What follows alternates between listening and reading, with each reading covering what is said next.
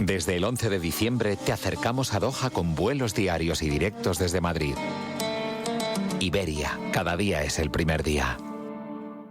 Tan, tan, tan, tan, tan. La cuenta online del Santander es tan fácil de abrir que lo puedes hacer desde donde quieras. Santander en digital es Santander. Santander, por ti, los primeros. Consulta condiciones en bancosantander.es.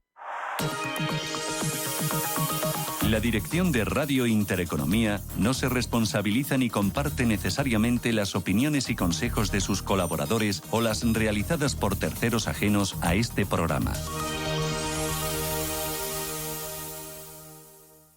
Valencia, Barcelona... Yo me voy al norte, Pamplona, Ourense... Esto es súper divertido. Y súper fácil. ¿Te has dado cuenta de que hay para todos los destinos? Claro, súper destinos, súper viajes... Súper planes, súper ahorro y... ¡Súper precio! Nadie te da precios más baratos. Llega el superprecio de Renfe. Son muy, pero que muy pequeños. Entra ya en renfe.com y busca los mejores precios, los más increíbles y para todos los destinos. Creo que con Renfe vamos a viajar. Mucho, muchísimo. Renfe, tu tren.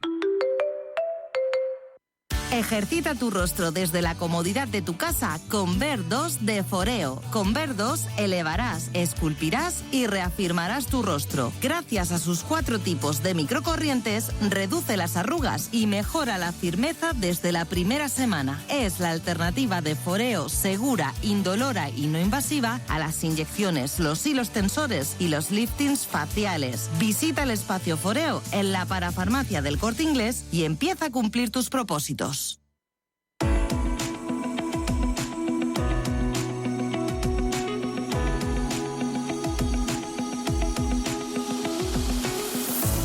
Los desayunos de Capital Intereconomía.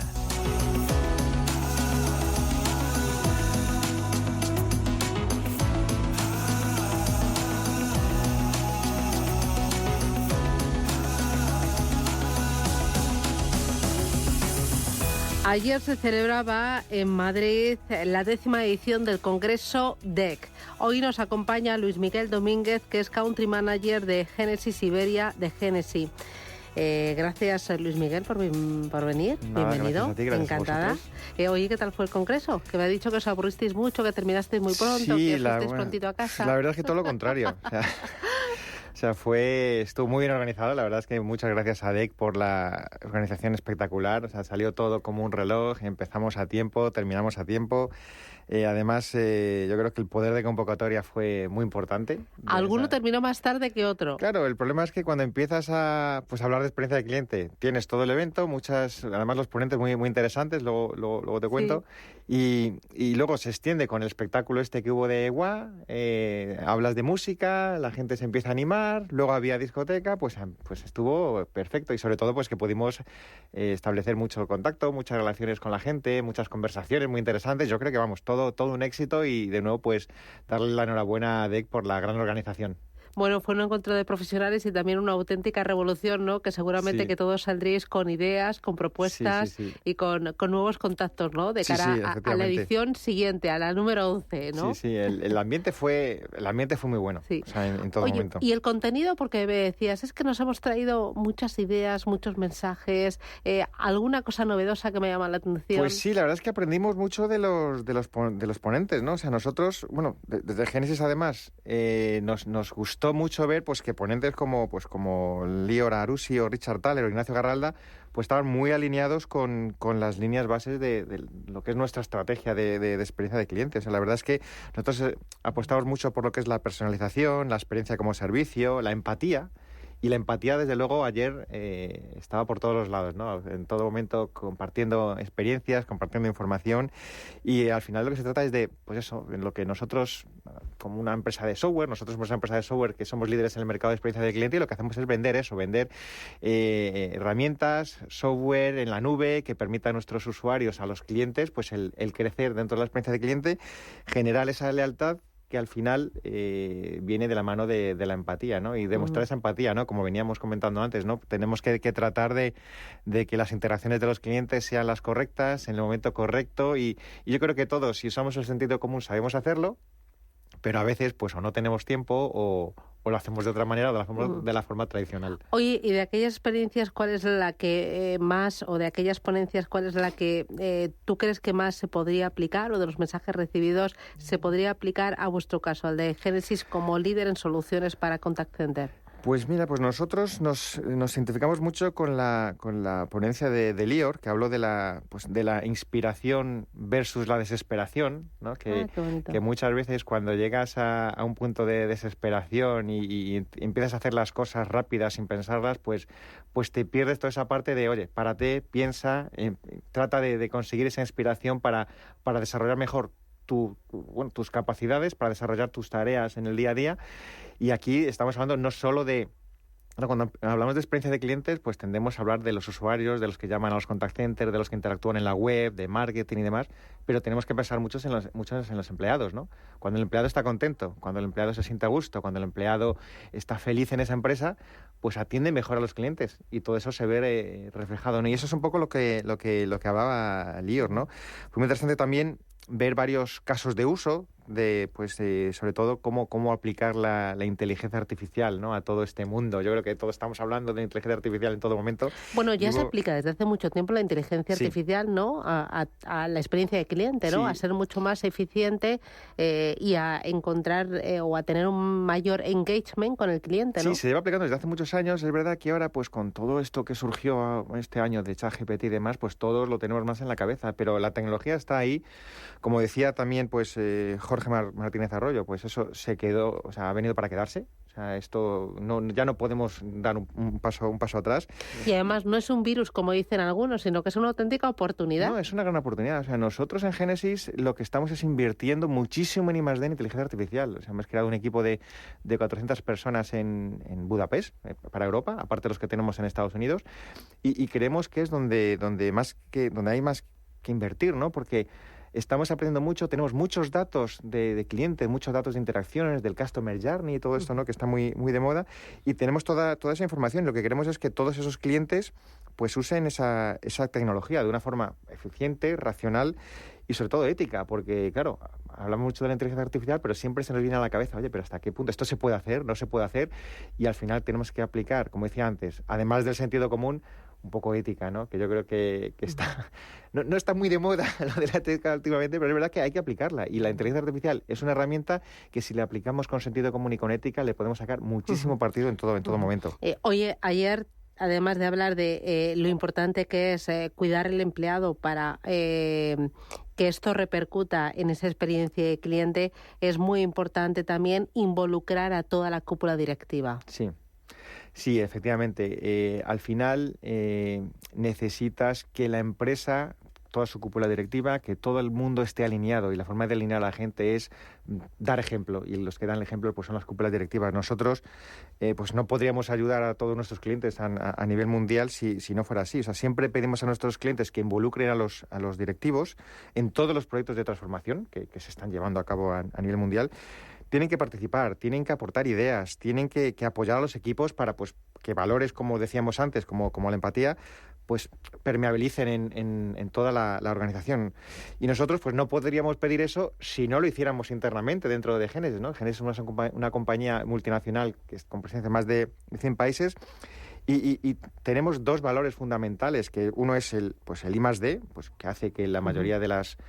62 de las top 100 marcas a nivel mundial están usando Génesis como tecnología de Customer Experience, ¿no? Entonces, el segundo valor importante para nosotros son las personas. Necesitamos y dedicamos mucho tiempo a disponer del mejor equipo en cada país para ayudar a nuestros clientes.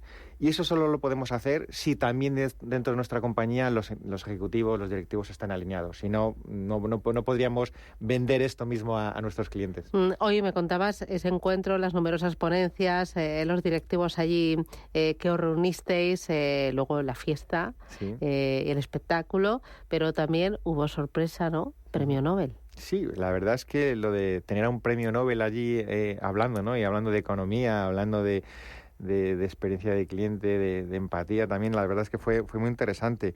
Era, Richard Thaler, que además dijo unas ideas importantes y que además muchas veces nos olvidamos de aplicar, aunque son obvias, ¿no? Y todo cuando te lo cuentan, dices, pues, claro, obviamente, tenemos que hacer eso, ¿no? Pero necesitas que alguien te diga que lo tienes que hacer y luego hacerlo, ¿no? Entonces, por ejemplo, él decía mucho hablaba de hacer preguntas y experimentar, ¿no? Que dentro de tu organización también, en la vida, pero también en tu organización, tienes que pues si la respuesta a por qué hacemos las cosas es porque siempre lo hemos hecho así, algo estamos haciendo mal, o tenemos mucho que mejorar, y esos son los mensajes que nos transmitía. Hablaba mucho de empatía con el usuario cuando desarrollamos cosas, o sea, que hay que... Cuando hablaba de desarrollar cosas, decía que hay que tener en cuenta lo que él decía, el camino del conocimiento, ¿no? Que muchas veces, pues cuando tú conoces algo muy bien, ¿no? Yo soy un experto en una materia, lo conozco muy bien, conozco algo, y entonces, muchas veces no te pones en los zapatos del otro y no puedes entender como algo que para ti es obvio o que es fácil de hacer, para otra persona, pues no es capaz de ejecutarlo. Y la verdad es que lo que tienes que entender es que, pues no es que porque la otra persona, digamos, sea tonta, ¿no? Por decirlo así, sino que lo que le falta es, le falta un poco de experiencia en ese tema, y lo que tenemos es que ayudarle y tener en cuenta esa falta de experiencia a la hora de desarrollar cosas, a la hora de desarrollar aplicaciones. O sea, no puede ser que diga, no, oye, es que mi madre no sabe usar las aplicaciones. No, tenemos que tenerlo en cuenta. Tenemos que desarrollar las cosas, desarrollar el servicio al cliente, la experiencia, teniendo en cuenta que el que está al otro lado no tiene por qué ser un experto en la materia. Aunque para ti algo sea obvio, no para todo el mundo lo tiene que ser. Y yo creo que esos mensajes que transmitió de empatizar con todos los usuarios a la hora de usar nuestras herramientas, pues fueron muy, muy importantes, y yo creo que caló mucho en la audiencia que teníamos ayer. Oye, algo que caló mucho también fue el tema de la economía conductual. Nosotros, que buena parte de la programación está volcada en las finanzas conductuales tienen mucho peso, además de lo que son las grandes magnitudes macroeconómicas o, por ejemplo, los resultados empresariales, para intentar comprender hacia dónde van los flujos de dinero. ¿Vosotros estáis aplicando metodologías de economía conductual? Sí, nosotros, más que aplicarla, lo que estamos haciendo es permitir, a nuestros clientes, ¿no? A las empresas del sector, ¿no? Como decía antes, aparte de las top 60 o las 62 empresas del top 100 a nivel mundial, más del 51% del IBEX 35 está usando Génesis, y lo que queremos es permitir a estas empresas aprender de las conductas de los usuarios, porque al final el tema conductual es el por qué la gente se comporta de una forma concreta en la economía, en la vida, en la experiencia del cliente y demás. Y lo que nosotros hacemos es ayudarles a entender esas conductas, y eso lo hacemos analizando lo que es los Customer Journey, analítica del Customer Journey, analítica de la información de los clientes, y esto lo podemos hacer gracias a tecnologías como cloud e inteligencia artificial. Tenemos una información, tenemos datos ingentes de lo que hace la gente, de cómo interactúa, de cómo llama por teléfono, de cómo manda un chat, de fotos. Tenemos muchísima información y gracias a esta inteligencia artificial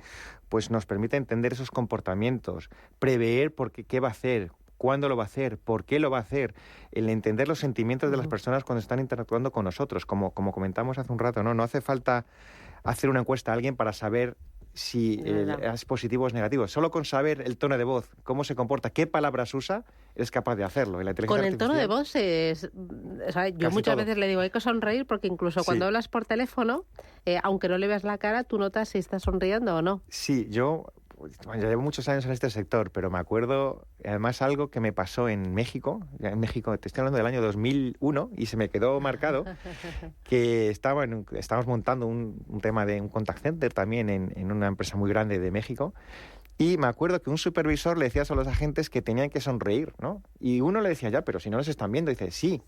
Pero lo notan.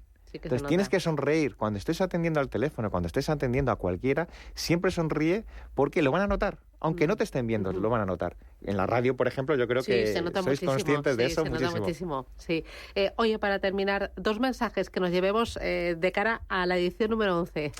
Pues que yo creo que hay que superarlo. O sea, ayer fue un evento espectacular, muy bueno, con mucha empatía, mucha interacción entre la gente. Bueno, y alto contenido. Y sí, el contenido fue, tener ponentes de primera, tanto españoles como internacionales, un premio Nobel. Además, ponencias que te llegaban al corazón, ¿no? Sobre todo la última, pues que era Jorge, que se llama, fue espectacular. Y y yo creo que te tiene que llegar, tienes que sentirte cómodo con ella, y yo creo que el año que viene o el próximo congreso tenemos que mejorarlo, y por nuestro lado, del lado de Génesis, vamos a hacer todo lo posible por participar y por seguir enriqueciendo las experiencias de los clientes. Pues a por ello, a por la edición número 11. Luis Miguel Domínguez, un auténtico placer. Igualmente. Gracias, y nada, a seguir mejorando y educándonos a nosotros también en algo tan importante como es la experiencia de cliente. Gracias, un abrazo. Muchas gracias. Adiós, chao, chao.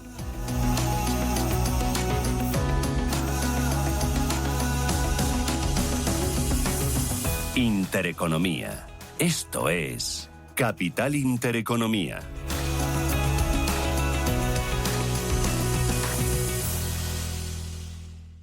Y entonces un día, ¡pam!, vas y empiezas a quererte. Te miras y te dices, voy a vivir mi vida. Te miras otra vez, por fuera y sobre todo por dentro. Y tomas lo que más te gusta. Y en ese mismo momento te dices, me quiero. Es hora de quererse. El Pozo Bienestar, uno más de la familia. Viajes, destinos, cultura, gastronomía hacen diferente a cada viajero. Recorre el mundo cada semana con nuestro programa de viajes Clase Business. Descubre los mejores destinos de lujo y experiencias exclusivas de una manera diferente. Cada sábado de 12 a 1 del mediodía, escucha Clase Business con Elena Fraile en Radio Intereconomía. Aumenta las oportunidades de ventas mediante prospección comercial y concertación de reuniones en empresas y ayuntamientos gracias a DRV. Consultoría de desarrollo de negocio desde 2010. Porque la venta no es un suceso, sino un proceso. Llámanos a 963-145-145 o visita drvsistemas.com. Los viernes a las 10 de la noche nos visita un gato, el Gato Gourmet. En Radio Intereconomía, Andrés Sánchez Magro presenta una guía semanal gastronómica, enológica, de restaurantes, literaria, musical y con todos aquellos ingredientes para cocinar la buena vida. El Gato Gourmet, con el patrocinio de Marqués de Riscal. Los viernes a las 10 de la noche en Radio Intereconomía.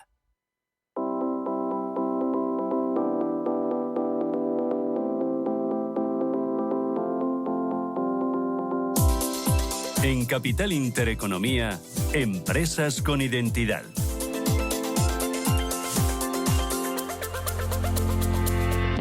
Enseguida, en Empresas con Identidad, les presentamos la historia de Smile It. Es una empresa de alimentación infantil, nació en el año 2015 y se mira ya frente a frente con los grandes jugadores de la industria, con los grandes jugadores del sector. Enseguida, en Capital Intereconomía, estará su fundador y CEO. Pero antes vamos a repasar el ecosistema startup, el ecosistema emprendedor, y lo hacemos con Agustín Baeza. Agustín, ¿qué tal? Buenos días. ¿Qué tal? Buenos días, Susana, encantado. Que es consultor de asuntos públicos y miembro de los 100 de Cotec. Recientemente, Agustín, leía un artículo tuyo que publicabas en el diario El Español. Hablabas de la contribución, preséntame un poco el artículo. ¿Qué es lo que comentabas? Sí, bueno, hay un debate que es muy antiguo en el tiempo, pero que básicamente se está lanzando mucho en los últimos meses, porque hay una consulta pública a la Unión Europea. Hay un viejo debate que tiene que ver con quién debe contribuir a la financiación de las redes de telecomunicaciones que usamos todos, ¿no? Es decir, las grandes operadoras de red consideran que ellos hacen todo el esfuerzo inversor, y luego hay una serie de empresas que son grandes empresas de contenidos, ¿no? Las grandes plataformas de contenido, que usan esas redes para ofertar sus servicios a través de ellas a sus clientes, y que sin embargo pues no contribuyen. No hay un debate sobre si esa contribución la tienen que hacer solo las empresas de teleco, que son las que financian tradicionalmente estas infraestructuras, ¿no? Por donde corren las autopistas, por donde corren los contenidos, o también las empresas que generan contenidos deberían contribuir. Eso es un poco el debate que existe, y te puedes imaginar pues que los dos bandos pues consideran unos que no tienen que contribuir porque no es su core business, y otras que sí que tienen que contribuir. Bueno, hay un debate ahí que es un poco complejo desde el punto de vista técnico, pero que tiene un interés desde el punto de vista ciudadano y social, porque finalmente estamos hablando de de cómo van a ser las infraestructuras de telecomunicaciones que soportan prácticamente el conjunto de la economía digital en estos momentos. Claro, y eso te llevaba a recordar un libro que leíste ya hace tiempo, aquel tan famoso de ¿Quién se ha llevado mi queso?, ¿no? Sí, bueno, esto fue una reflexión porque a mí me tocó moderar en esa mesa de debate que organizó el Foro de la Gobernanza de Internet.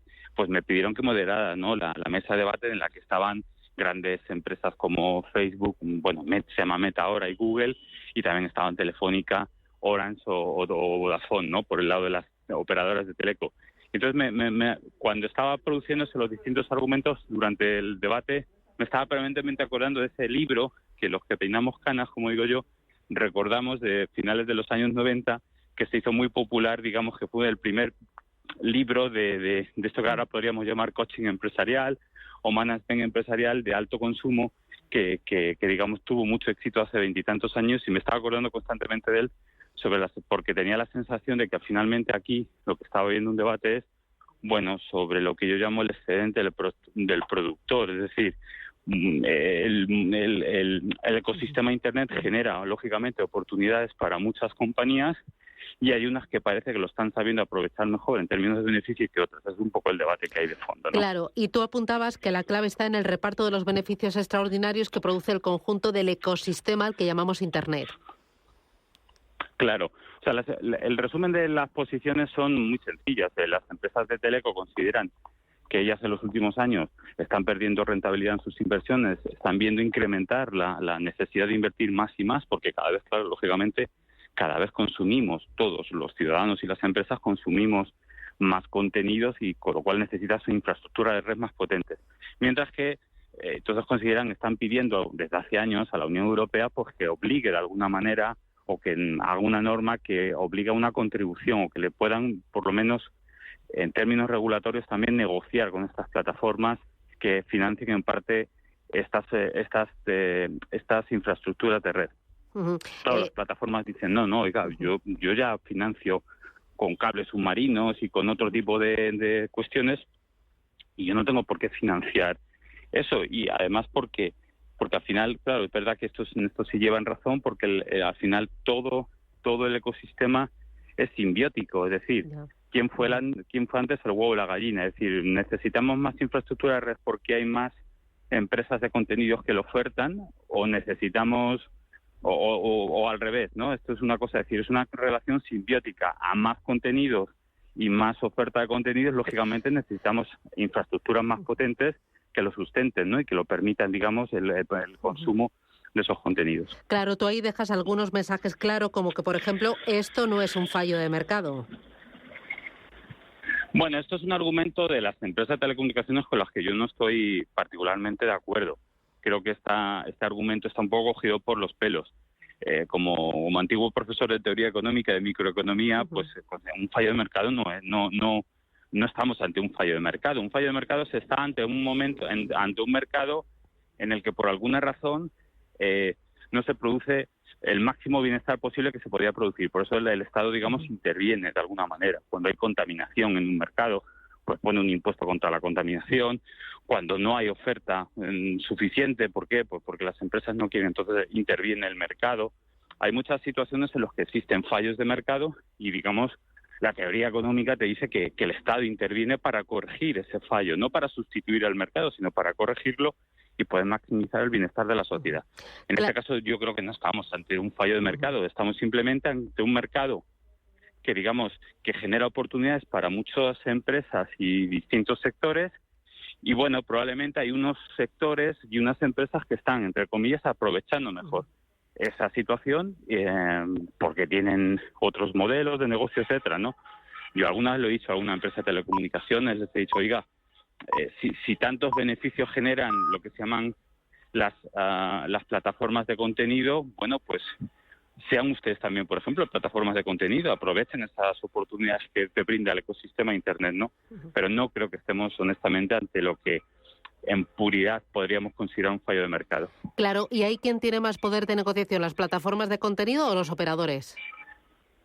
Pues es una cosa muy graciosa, porque según las empresas de teleco consideran que las plataformas tienen más poder de negociación, y las empresas de teleco, o sea, de la plataforma de contenido, consideran que es justo lo contrario. Bueno, yo creo que estamos ante dos sectores que también lo pongo en mi artículo, que son los, digamos, son de las compañías que más recursos dedican a la influencia y a la incidencia política. Estos son datos públicos y, por tanto, yo creo que ambas tienen poder de influencia suficiente para poder negociar de otra manera con las administraciones públicas, en este caso con la Unión Europea. Con lo cual, no creo que ninguna de las dos en ese sentido esté en situación de desventaja respecto a la otra. ¿Y hay un problema de hiperregulación en toda la industria, en todo el sector? Sí, bueno, las plataformas de contenido consideran que hay un problema. Es decir, ellos consideran que sí que hay estamos ante un problema en la sostenibilidad de las inversiones a medio y largo plazo que serán necesarias para que las redes soporten el incremento de contenidos y de economía digital que va a haber en el futuro, pero ellos consideran que al final, ellos no tienen, poder suficiente para combatir esta cuestión y que es necesario hacer un análisis del conjunto del sistema. Y se quejan de que hay una hiperregulación. Es decir, de alguna manera también hay una queja permanente sobre que se podrían llegar a ciertos acuerdos, pero claro, aquí chocamos obviamente con la regulación, tanto en el marco europeo como en el marco de los Estados nacionales, porque estos sectores, te puedes imaginar, están bastante regulados. Yo creo que la palabra clave, lo pongo en mi artículo, no es hiperregulación. No creo que haya hiperregulación, lo que hay es mala regulación. Son dos cosas diferentes. Yo creo que hay también una obsesión enfermiza en Bruselas sobre que todo tiene que estar absolutamente regulado hasta el último detalle, y eso genera un problema porque la vida económica, tú ya sabes, te dedicas a esto, es muy activa, están cambiando constantemente las cosas. Entonces, eso te lleva a una permanente reactualización y nunca existe la sensación de que se acaba ese modelo de regulación y hay que estar ya pensando en la siguiente normativa. Y yo creo que deberíamos ir a modelos de lo que algunos llaman smart regulation, ¿no? De una regulación mucho más inteligente, quizá no tan beligerante, quizá no tan intrusiva ni atenta a cada uno de los detalles, y sí que fomentara, porque al final lo que estamos aquí hablando, que eso es un poco está todo el mundo de acuerdo, es que si lo miramos globalmente, Europa está perdiendo oportunidades, porque por un lado tiene que pelear con Estados Unidos y con los grandes mercados asiáticos en términos de innovación y de competitividad, pero al mismo tiempo quiere marcar de alguna manera el modelo regulatorio que tiene que gestionarse en Internet o que tiene que aplicarse en Internet. Y eso es muy complicado hacerlo a la vez. Por tanto, necesitamos modelos de smart regulation, de regulación mucho más inteligente y no tan intrusiva. Y luego, ¿hay algún operador, algún usuario que tenga ventajas o que tenga condiciones especiales en el uso de la red frente a otros? No, en teoría no. Vamos a ver, esto es otro de los grandes debates. De hecho, las plataformas consideran que si se introdujera algún tipo de tasa, o como antes se decía, o de contribución de las plataformas, eso pondría en riesgo lo que se llama en el argot de la neutralidad de la red. La neutralidad de la red de facto existe en el sentido de que las redes tanto a nosotros, a ti y a mí, como cualquier gran empresa, no nos discriminan. Nosotros subimos contenido y no hay una discriminación porque tú seas una persona individual o yo sea el CEO de una gran empresa. Bien, eso existe supuestamente, pero mi opinión es que al final los grandes conglomerados rompen parcialmente esa neutralidad en la red, aunque es verdad que existe de facto, técnicamente hablando, sí que vamos a ir probablemente a ese modelo. De hecho, ahí se presentó, tuve conocimiento en ese debate de una idea que yo no la conocía, y es que el gobierno norteamericano se ha presentado en la consulta pública que ha abierto por este asunto en la Unión Europea, preocupada por la neutralidad en la red, cuando el propio gobierno americano, al parecer, ha renunciado a esto de la neutralidad en la red. La neutralidad en la red, al final, es algo un poco idílico con el que comenzó a hacerse Internet cuando comenzó hace 30 o 40 años. Y eso probablemente, yo tengo la sensación que más tarde o más temprano lo vamos a ir perdiendo. Pero esa es mi sensación particular. Pues Agustín Baeza, no desvelo más temas y más puntos que destacas en ese artículo publicado en El Español esta misma semana, Fair Share o ¿Quién se ha llevado mi queso? Más que recomendable. Agustín, muchísimas gracias por enseñarnos un poquito más de cómo funciona el ecosistema, cuáles son los grandes asuntos, los grandes temas, y hablamos en un par de semanas. Un abrazo fuerte. Gracias. Y encantado y un placer como siempre. Gracias, Susana.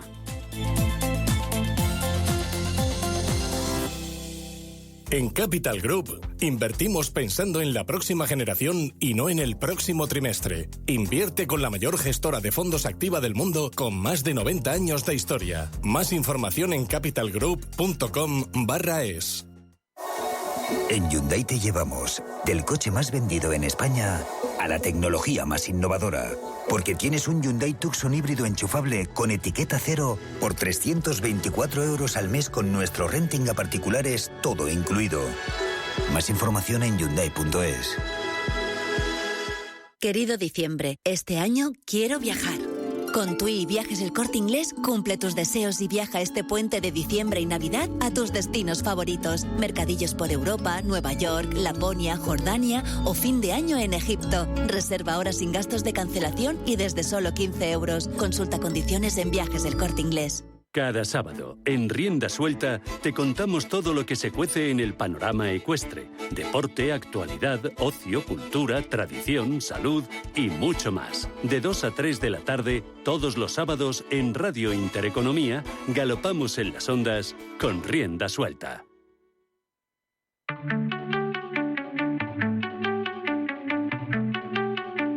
Okay, go. You look at me, I look away, 'cause I know you wanna kiss me, but if you do, we can't erase it. En Capital Intereconomía, empresas con identidad. When you say it. There's so many things that I really wanna say to you.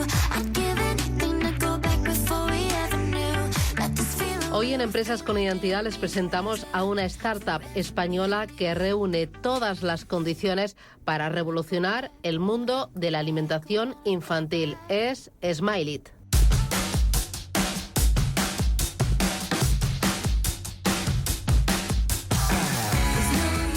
Smile-It se dedica a la alimentación infantil 100% ecológica y sostenible, y los orígenes se remontan al año 2013. En ese año un familiar de Alberto le diagnosticaron una grave enfermedad y a partir de ese momento pues comenzó a preocuparse por la alimentación, y ocurre que además salía del país y descubrió que había muchas alternativas saludables para los más pequeños, y se lanzó junto a su amigo y socio Javier Quintana a investigar alternativas saludables, ecológicas para los más pequeños en nuestro país. Y lo cierto es que pronto empezaron a despertar el interés del capital privado. La última ronda de inversión llegó en el año 2021, 1,8 millones de euros.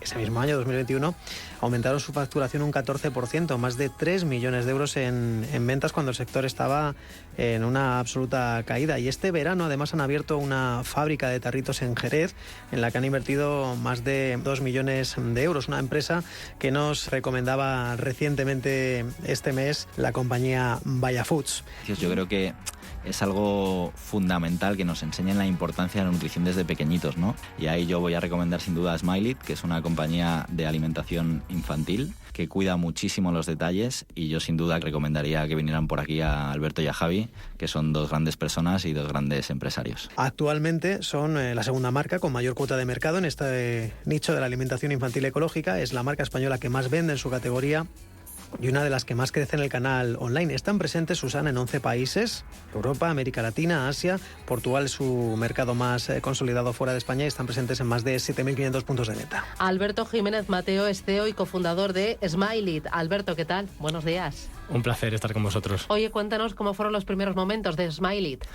Pues efectivamente, como habéis explicado, al final nace de una necesidad real. Empieza a haber diferentes enfermedades en mi familia y empiezo a intentar leer, informarme, intentar entender qué podía hacer yo para no tener esas enfermedades en el futuro. Y en paralelo nace mi primer sobrino. Yo estaba viviendo en Dublín, trabajaba en Microsoft, y cuando vengo a Madrid le están dando uno de los tarritos y digo, creo que podemos aportar mucho a la categoría. Primero porque no eran ecológicos, los ingredientes que tenían. Nosotros dijimos, podemos hacer lo mismo que hace un padre o una madre en casa, que es al final pollo con verduras, pero a nivel industrial. Ahí fue cuando llamó a Javi, a mi amigo del cole, que él es ingeniero informático, tenemos dos perfiles muy distintos, y pues al final nos ponemos manos a la obra, y es verdad que no veníamos de alimentación. Entonces, el punto de vista que hemos llevado al mercado ha sido siempre desde un punto de vista más al consumidor. Más no hemos tenido en cuenta lo que ahora empezamos a tener en cuenta, pues los márgenes, el retail, Carrefour, no sé qué. Siempre pensamos en, vamos a lanzar el mejor producto, algo muy parecido a lo que se hace en casa. Porque tu socio de formación es informático, ¿y tú? Yo ADE. Y tú ADE. Sí. Y os juntáis ahí los dos y os lanzáis a la aventura de crear comida ecológica pensando en los más pequeños. Sí, al final que sea ecológico es parte del ADN porque creemos en que no haya pesticidas, en que no haya una serie de químicos, pero sobre todo es que los ingredientes sean... que al final la etiqueta sea limpia, es decir, si es pollo con verduras, es pollo con verduras, si es manzana con pera, es manzana con pera, no tienes que meter zumos de concentrado, no tienes que meter azúcar, no tienes que meter almidones. Nosotros al final el expresante que utilizamos es la patata, la propia verdura, la propia hortaliza, o sea que al final es volver un poco a darle una opción a los padres y a las madres que no tienen tiempo, que estén seguros que con Smiley no tienen casi ni que leer la etiqueta. Y eso ya no solamente con los tarritos, sino con el resto de productos que tenemos. Pero ¿cómo es el principio? Dices, oye, vamos a crear primero la primera papilla para saber si es justa, si es saludable. O, oye, vamos a ver cómo sería la distribución. O vamos a ver, para ser rentables, cuántos tenemos que crear. Oye, o quiénes lo van a vender. ¿Cómo es el inicio, el germen real? Pues... pensar en producto. O sea, lo primero que hicimos fue pensar en producto. ¿Qué referencias queremos? ¿Qué sabores? ¿Qué ingredientes?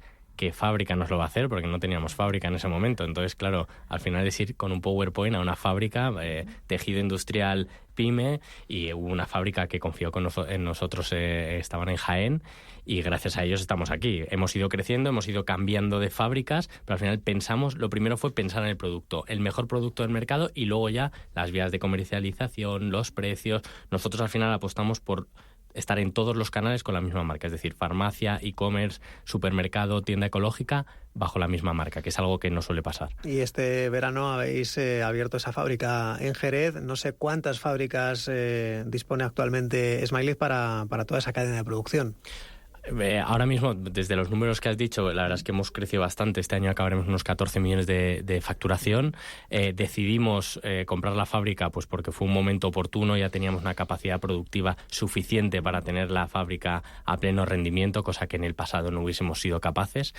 De momento estamos fabricando el tarrito de cristal, que es más o menos un 50% de nuestra facturación, y el resto de productos, pues habrá algunos que iremos añadiendo a la fábrica porque tiene capacidad de meterle más productos. Y de los canales de distribución, farmacia, tienda ecológica, supermercados, online, ¿cuál es el que pesa más? Retail, lo que es supermercado. Es verdad que es un 65% de nuestra facturación. Estamos principalmente en casi todos los supermercados de España. E-commerce va muy bien, es nuestro segundo canal con un 25% de la facturación, pero es verdad que a nivel de retail, y más después del COVID, la gente es verdad que ha vuelto a apostar por lo que es el supermercado físico. ¿Y la gama de productos qué tenéis? Pues tenemos 45 referencias ahora mismo. O sea, tenemos tarrito de cristal, tenemos los pouches, que son unos sobrecitos de fruta, con yogur, con fruta. Tenemos snack de todo tipo, tenemos galletas, tenemos cereales para niños, tenemos unas gominolas para niños que es solamente fruta. Acabamos de lanzar como una especie de flash, el típico helado que lo compras en Ambiente y lo metes en el congelador en tu casa, solamente fruta. Entonces tenemos una gama muy amplia para bebés y para niños. Claro, y vosotros detectasteis que había una necesidad de mercado en España que no estaba tan desarrollado, pero lo cierto es que había dos gigantes, como Nestlé, como Ero, y os lanzáis a esta aventura. ¿Cuándo llega el primer apoyo, la primera ronda de capital, la primera gran etapa de crecimiento? Hemos hecho diferentes ampliaciones de capital. 2015-2016 fueron amigos y familiares, fue 500.000 más o menos en total, y fueron realmente amigos y familiares que siguen en el accionariado, que gracias a ellos estamos aquí, porque la verdad es que apostaron por una idea bastante loca, sin experiencia en alimentación, pero que también están muy contentos porque van viendo sus múltiplos y cómo va creciendo la compañía. Luego en 2018 hicimos 700.000 euros, donde ya se metieron algunos business angels y algún fondo, y en 2021 hicimos 2 millones ya con 3 fondos de inversión. ¿Y cuáles son esos? Bueno, entiendo que son socios que están especializados en el ámbito de la alimentación ecológica infantil. Casi 2 millones, en torno a 2 millones de euros. ¿Qué mejoras habéis introducido con esto? ¿Qué salto habéis dado con esta última ronda de inversión? Tenemos dos fondos de impacto social y un fondo especializado en food tech. Entonces, al final, esa inversión era necesaria porque, claro, nosotros empezamos a tener EBITDA positivo hace 3 años y la confianza de los bancos ha venido ya con facturaciones más altas. Entonces, necesitábamos al final financiar ese cash flow, ¿no? Nosotros producimos hoy, pero al final lo llevamos a nuestro almacén, se lo damos a Carrefour nos paga ciertos días, entonces necesitamos financiar pues al final ese circulante. Es verdad que los 2 últimos años, 2022 y 2023, hemos vuelto a hacer ampliación de capital con los socios actuales para financiar la compra de la fábrica, que ha sido una financiación mixta también con deuda bancaria, pero los socios, que esto es algo que pasa muy poco en startup, han seguido apoyando en cada ronda de financiación. Incluso ya en este estadio de compañía, que estamos bastante avanzados, los minoritarios siguen apostando porque no quieren perder su posición. Oye, ¿y la expansión internacional? ¿Cuál es el primer país y cómo vienen los siguientes? Portugal, hace 3 años abrimos e-commerce, era una apuesta clara, país pequeñito donde las grandes multinacionales no suelen prestar mucha atención, pero para nosotros queríamos replicar que no solamente lo habíamos hecho en España, sino que éramos capaces de hacerlo también en otro país. Portugal está yendo espectacular, tanto en e-commerce como en retail, que nos hemos metido hace 1 año ya. Empezamos a tener muy buena distribución y muy buena rotación, y lo que hemos decidido es ir a Europa del Este, principalmente porque era donde veíamos que había países no maduros, con necesidad de consumo ecológico, y las marcas de ecológico se iban a Francia, Alemania, Reino Unido, pero no apostaban por estos países, y los consumidores demandaban este tipo de productos. El supermercado nos hace caso, el comprador nos hace caso, entonces hemos empezado por Rumanía, Polonia, Moldavia, Grecia, que son... Sé que son países que a priori la gente dice, ¿por qué te has ido ahí? Pues por esto, porque son países que no tienen, no hay mucha competencia a día de hoy. Y por ese mismo motivo entiendo que en América Latina o Centroamérica también os habéis instalado en Costa Rica y Perú, pero no en otros mercados más potentes como México, Brasil o Colombia. Costa Rica hemos entrado directamente en un supermercado que se llama Automercado, entonces ha sido una necesidad clara y nos hemos ido con un distribuidor muy bueno en marketing, y en Perú ha pasado lo mismo, una oportunidad que hemos detectado con un distribuidor que apuesta mucho por marcas sostenibles, ecológicas, y luego estamos también en Kuwait, en Oriente Medio. La siguiente apuesta, una vez nos consolidemos en Europa del Este dentro de 2-3 años, la idea es ir a Oriente Medio. Claro, a mí me sorprende mucho que, bueno, igual es por eso mismo, ¿no? Porque ha sido una oportunidad más de proveedor que de país, porque, bueno, estos mercados todos guardan un poco una identidad común, son pequeños, sin explorar todavía, pero sin embargo estáis en China. ¿Por qué? En China estamos en una cadena que se llama City Super, que está principalmente en Hong Kong y tiene algún punto en Shanghái también, que es un poco el símil al Corte Inglés, producto muy premium para expatriados, y al final la entrada fue ahí porque ayuda mucho a las marcas para dar entrada en otros países asiáticos. Entonces ahí entramos en 2017 y la rotación es muy buena. Oye, ¿cómo se está afectando el coste de los productos básicos? Porque entiendo que durante el pasado ejercicio supondría un coste añadido importante para vuestra producción que recortaría los márgenes. ¿Cómo lo estáis toreando? Pues ha sido un año muy difícil, 2022. Hemos perdido bastantes puntos de margen de contribución, es una realidad. Este año seguimos igual.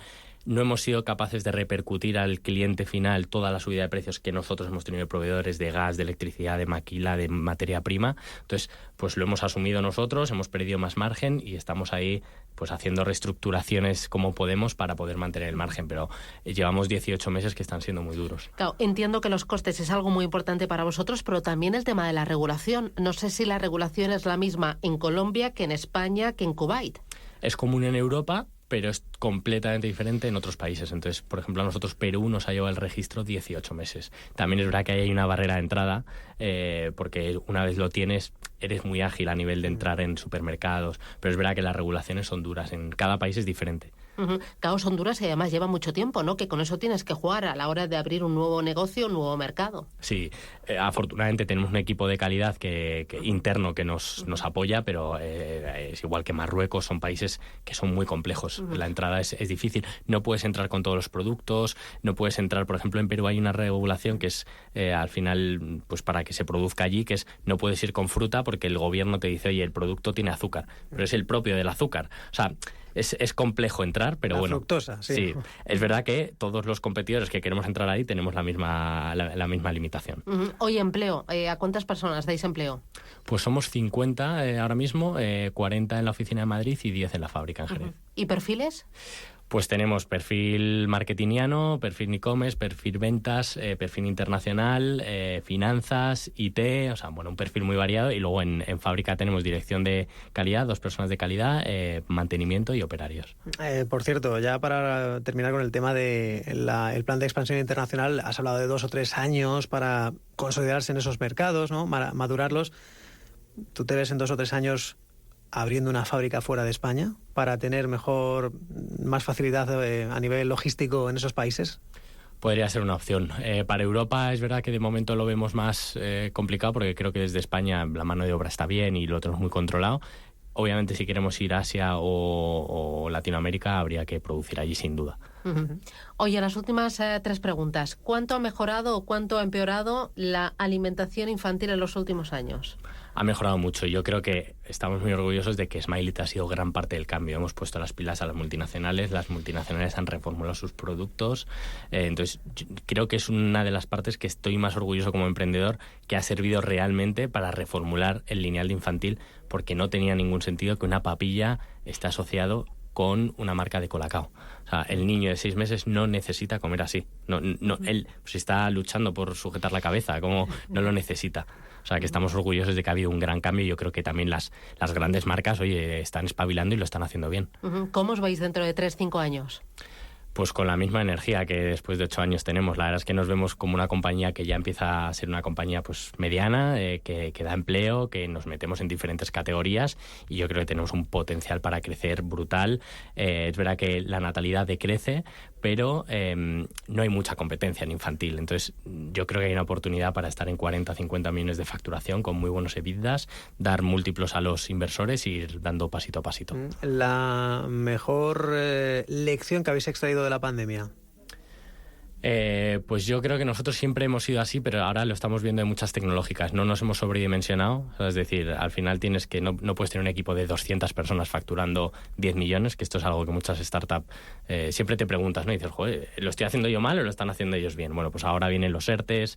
Al final, yo creo que a nivel de marketing también tienes que ser consecuente. Te tienes que gastar un porcentaje de tus ventas. El marketing es muy fácil crecer a base de marketing. Entonces yo creo que nosotros es algo que hemos hecho muy bien. Hemos tenido un crecimiento muy bueno, pero orgánico, sin grandes locuras y rentable. ¿Crees que hay burbuja emprendedora en España? Buena pregunta. Creo que no, pero creo que se ha hecho mal a muchos emprendedores pensando que emprendías, en 3 años te hacías millonario, todo valía.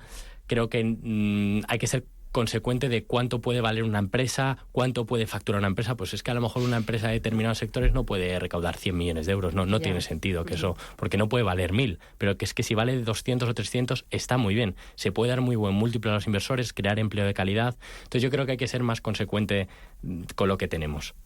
Bueno, la penúltima. ¿Cuál sería, no sé, vamos a dar alguna pincelada a los oyentes, cuál sería la dieta ideal o la dieta saludable ideal para un niño? Porque hemos hablado de todo esto, pero ¿cuál es la dieta ideal? Yo creo que hay que empezar con sabores que no tengan azúcar, que no tengan sal. O sea, es decir, al final el niño, si le das una pechuga de pollo, te lo agradece, no hay que meterle ketchup ni salsa barbacoa. Y eso, cuanto más se retrase, es decir, yo entiendo que con 3-4 años ya al cole, cumpleaños, es muy difícil ser muy purista, pero que el grueso de la alimentación sea esa, que no haya chuches a diario, que no haya cereales con 30 gramos de azúcar a diario. Que si hay excepciones, creo que es lógico y no pasa nada, pero que el grueso, cuando lo vayas a hacer la cesta de compra, piense en eso, que el grueso no puede haber excepciones todos los días. Bueno, ya concluimos con la última pregunta que hacemos a todos los invitados. Hace muy poquitas semanas, Guillermo y Loan de Vaya Foods nos recomendaron, oye, tenéis que hablar con Smiley. Lo escuchamos. Yo voy a recomendar Smiley. Sin duda recomendaría que vinieran por aquí a Alberto y a Javi, que son 2 grandes personas y 2 grandes empresarios. Ahora te hago la pregunta a ti, Alberto. Una empresa emprendedora que admires y nos recomiendes que sea entrevistado en este programa, en Empresas con Identidad de Capital Intereconomía. Pues os diría Convida, que es la marca líder de kombucha. Me llevo excepcional con una de las fundadoras que se llama Bea, y la verdad es que es un ejemplo de 2 mujeres emprendedoras que montaron fábrica en Extremadura, que facturan una barbaridad, rentables. O sea, es un caso de éxito. Pues las traeremos aquí a Convida, Capital Intereconomía y este espacio Empresas con Identidad. Alberto Jiménez Mateo, desde Smiley, enhorabuena, grandes éxitos y a seguir creciendo y alimentando de forma saludable a todos los pequeños. Gracias. Muchísimas gracias. Enhorabuena, gracias. Señoras, señores, que hasta aquí hemos llegado. Muchas gracias por acompañarnos, que tengan un buen día y hasta mañana a las 7.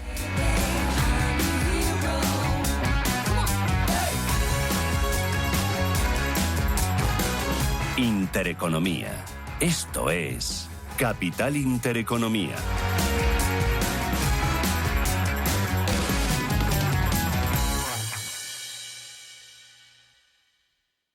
Cierre de mercados es como el punto en la I. Un programa que deja las cosas en su sitio. Hola, te habla Javier García Viviani. A las 3 de la tarde comenzamos a Cierre de Mercados en Radio Intereconomía. La mejor manera de estar informado de toda la actualidad económica. Di que nos escuchas. Artec, el programa que te ayudará a conocer y comprender el protagonismo que están adquiriendo las nuevas tecnologías en el mercado del arte y la cultura. Todo ello de la mano de los mejores expertos del sector. Artec, los domingos a las 9 de la noche en Radio Intereconomía. El FROB, o Fondo de Reestructuración Ordenada Bancaria, es un organismo dependiente del Ministerio de Economía y Empresa que tiene por objeto gestionar los procesos de resolución de entidades de crédito y empresas de servicios de inversión. Su presidente actualmente es Jaime Ponce Huerta. Fue creado en 2008 con motivo de la crisis financiera para reforzar los fondos propios de bancos y cajas y gestionar la reestructuración del sistema financiero. Tuvo una dotación inicial de 9.000 millones de euros, de los cuales el 75%, o lo que es lo mismo, 6.750 millones de euros, fueron financiados con cargo a los presupuestos generales del Estado y los remanentes del Fondo de Adquisición de Activos Financieros. El 25% restante, 2.250 millones de euros, fueron puestos por el Fondo de Garantía de Depósitos.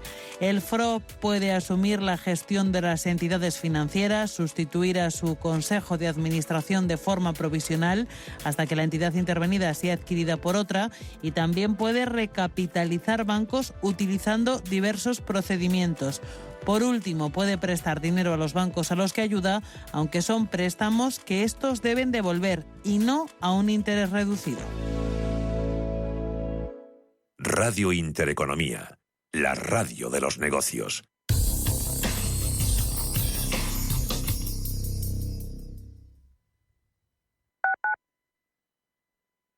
En DKV lo tenemos claro.